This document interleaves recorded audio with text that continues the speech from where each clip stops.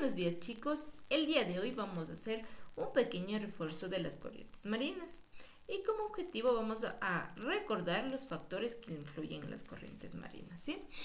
Las corrientes marinas son cuerpos de agua que circulan dentro de los océanos.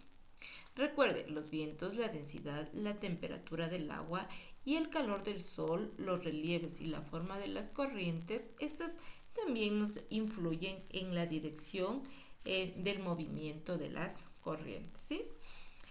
Recuerde que las corrientes oceánicas son masas de agua que avanzan por las cuencas oceánicas de los hemisferios, ¿sí? Como enormes remolinos y con movimientos circulares durante miles de kilómetros. A menudo las aguas de las corrientes tienen un color ligeramente distinto al de las aguas circundantes, ¿sí? Esto es debido a la diferencia de densidad, temperatura y salinidad, haciendo que la corriente parezca un gran río en el océano, ¿sí? Vamos a recordar un poco. Miren, en el siglo XIX, uno de los primeros oceanógrafos, Matthew Maury, oficial de la Marina norteamericana, comparó el flujo del agua en el océano con la circulación de la sangre en el cuerpo humano. Él escribió que las corrientes son las arterias de todo el globo y que distribuyen las aguas calientes y frías en el mundo.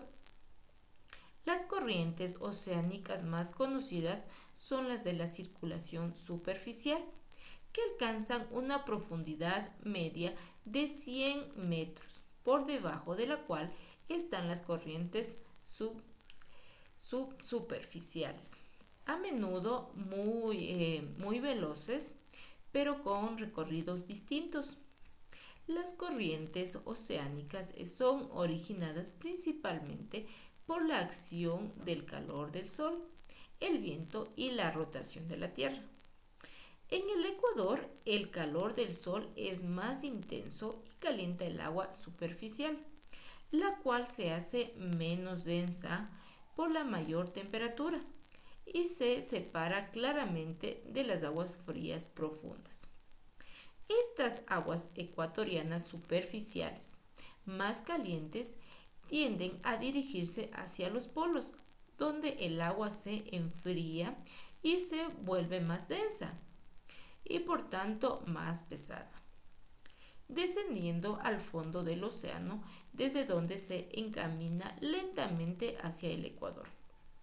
El funcionamiento de estas corrientes viene determinado en gran parte porque el Sol calienta la atmósfera de manera diferente en función de la latitud y las consiguientes diferencias de temperatura de la masa de aire que estos generan los vientos. Así, recuerden, los trópicos se forman uniendo unos vientos constantes que soplan hacia el Ecuador, donde al incidir los rayos solares más directamente calientan más la atmósfera, creando una zona de calmas ecuatoriales, ¿sí? El aire por encima del mar se calienta, se expande y asciende en altura.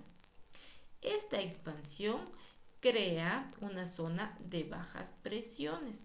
El aire tiende a ir en zonas de alta presión hacia unas de baja presión, generando los vientos, puesto que el aire es más frío al norte y al sur del Ecuador.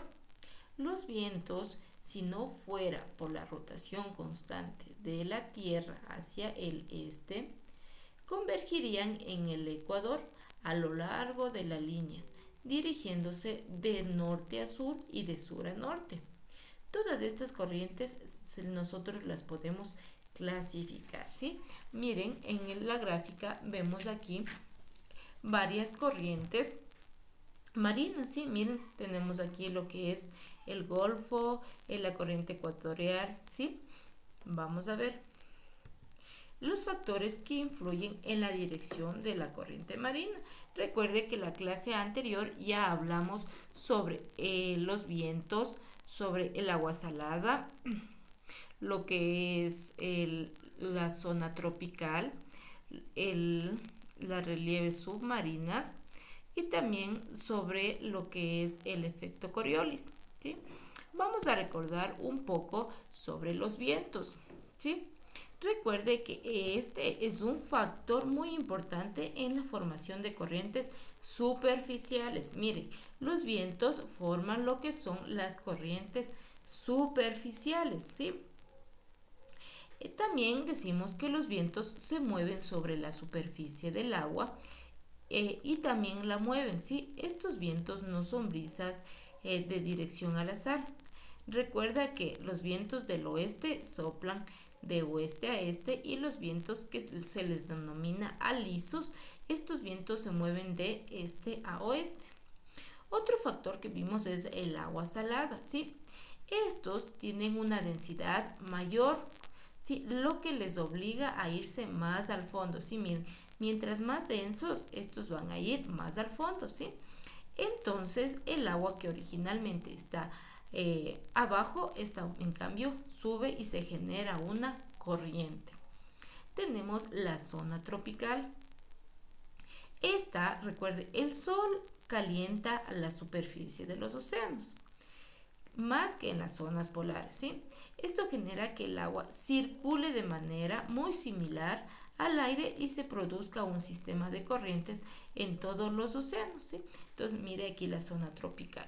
Tenemos el agua que rodea las relieves, ¿sí? Mire, esta, si se encuentra con el valle, va hacia abajo y si se encuentra en elevación, esta se ve obligada a subir y bajar y de esta manera genera corriente. Y lo que tenemos es el efecto Coriolis, ¿sí? Vamos a hablar un poco sobre el efecto Coriolis. ¿Ya? El efecto Coriolis lo descubrió el científico, tenemos aquí Gaspar Coriolis, que fue en el año de 1836. Este efecto se observa un sistema de referencia en rotación. Cuando un cuerpo se encuentra en movimiento respecto a dicho sistema de referencia, este efecto consiste en la existencia de una aceleración relativa del cuerpo en dicho sistema de rotación. Podemos observar aquí en la imagen que tenemos el planeta y que está en un sistema de rotación. La aceleración es siempre perpendicular al eje de rotación del sistema y la velocidad del cuerpo, ¿sí? Vista desde el sistema de rotación, la fuerza de Coriolis tiene dos componentes. Sí, miren los dos componentes que vamos a observar. Miren, aquí tenemos uno en la parte superior y otro en la parte inferior. En un componente decimos que es tangencial debido al componente radial del cuerpo, ¿sí? ¿Qué es radial? Que debido a la rotación de la Tierra, miren, vamos a crear dos corrientes, ¿sí? Una que es la corriente que va de derecha a izquierda, miren aquí tenemos, y la otra que va en sentido contrario, ¿sí? Miren, entonces el efecto Coriolis, mira, se da en las corrientes en efecto en sentido contrario. Para que entendamos un poquito más del efecto Coriolis, vamos a ver un video.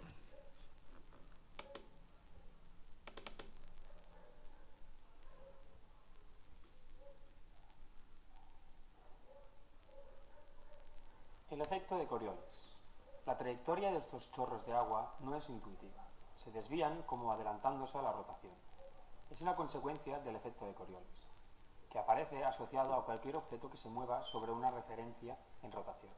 Además, también interviene en nuestra percepción. En realidad, los chorros de agua están compuestos por gotas, que nuestra vista tiende a ver como un chorro continuo. Cada gota se mueve en línea recta respecto al suelo fijo. El resultado es que el chorro se tuerce. Todo movimiento sobre la superficie terrestre se ve sometido a este efecto. Por ese motivo, cuando tiramos la cadena del váter o cuando vemos que el agua se cuela por el fregadero, vemos como crea un giro. Este giro es distinto tanto en la parte norte del planeta como en la parte sur, que giran en direcciones distintas. En el norte gira hacia la derecha y en el hemisferio sur gira hacia la izquierda. Gracias por ver este vídeo y si quieres ver vídeos similares, visita. Ya. Ya pudimos ver aquí lo que es el efecto Coriolis, ¿sí? Miren, entonces tenemos que en el norte gira y en el sur también gira en sentido contrario.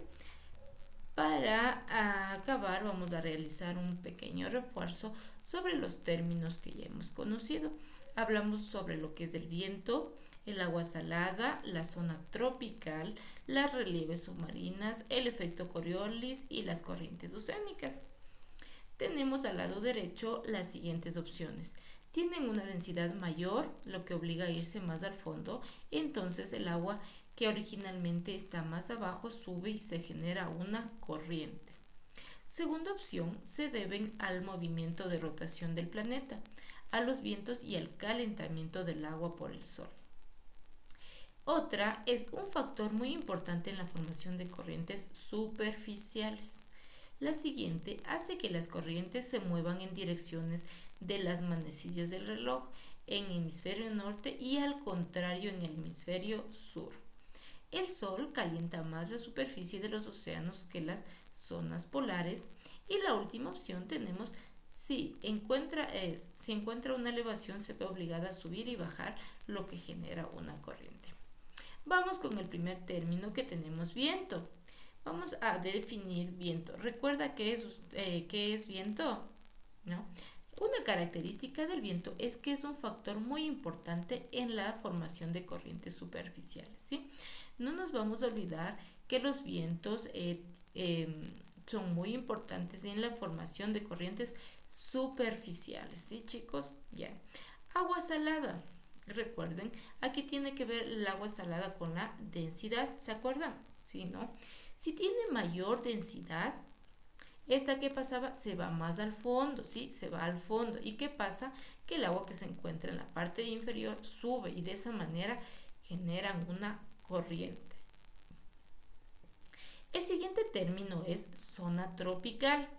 ¿Qué era la zona tropical, chicos? Recuerden, la zona tropical, aquí el sol, miren, calienta más la superficie de los océanos en las zonas polares, ¿sí? No nos vamos a olvidar que la zona tropical aquí está relacionado con lo que el sol caliente la superficie. Tenemos relieves submarinas. ¿Qué eran las relieves submarinas? Recuerden, chicos, ¿qué eran las relieves submarinas?